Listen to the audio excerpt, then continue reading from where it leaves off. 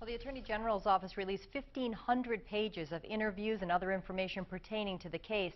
Last April, they decided the chief's actions were not criminal. The AG's office says it's standing by its decision, despite the information in these documents.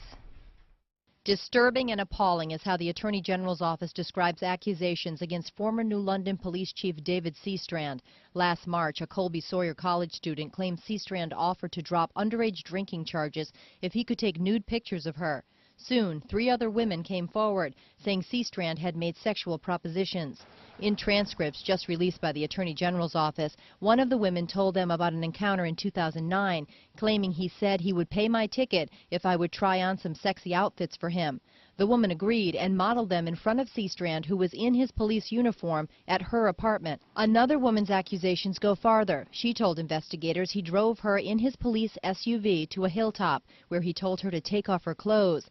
He did say, "I'm going to take you, I'm going to take you." The woman said he pushed me against the cruiser, and the next thing I heard, he's unzipping his pants. The woman says they did have sex, but a close friend of the woman told investigators there was an ongoing affair with the chief. A third woman says the chief told her about a photographer friend who could help her find a job. She met with Seastrand weeks later. He was in his police SUV, and the two drove to a remote location. The woman says the chief told her he would be taking pictures and said that if I let him, that he would give me the $200.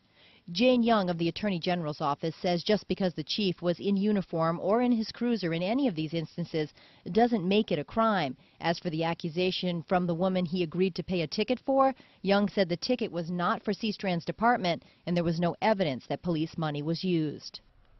The AG's office says that they had to look at the facts and weigh whether trying to prosecute the case would be in everyone's best interest. They decided that forcing Seastrand to resign and give up his certification as a police officer was the best option. Reporting live, Heather Hamill, WMUR News 9.